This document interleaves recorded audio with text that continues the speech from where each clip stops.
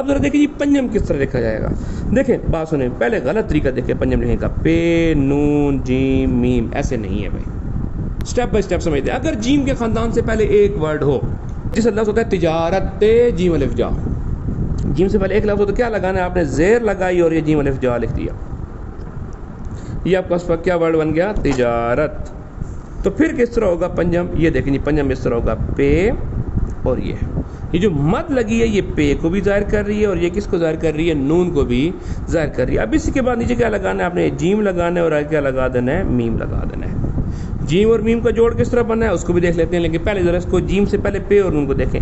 یہ مد پے اور نون کو ظاہر کر رہی ہے. یہ جیم ہے، جہاں جیم ختم ہوا یہاں سے نقطہ لگایا اور نقطے کو باہر سے گھما لیا، یہ کیا بن گیا؟ پنجم. اچھی سی میم ہے. مجھے دل نہیں کرتا لائن سے نیچے کوئی بھی لفظ لے کے آئیں، لیکن میم کے بارے میں مجبوری بن جاتی ہے، اس کو تھوڑا لمبا کرنا پڑتا ہے. اور اچھی میم وہ ہوتی ہے کہ اس کو الٹا کرے نا یہاں سے، تو یہ آپ کے پاس ایک لام والی شکل بن جاتی ہے. حرف ہو سکتا ہے تنخواہ، خے سے پہلے تے اور نون آ رہا ہے تو کیا کام کریں گے؟ یہ مد لگائیں گے. یہ مد تے کو بھی ظاہر کر رہی ہے اور کس کو ظاہر کر رہی ہے؟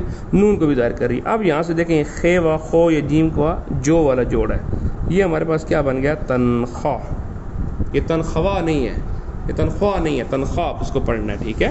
وہ آلموسٹ میں تقریباً سائلنٹ ہوتا ہے.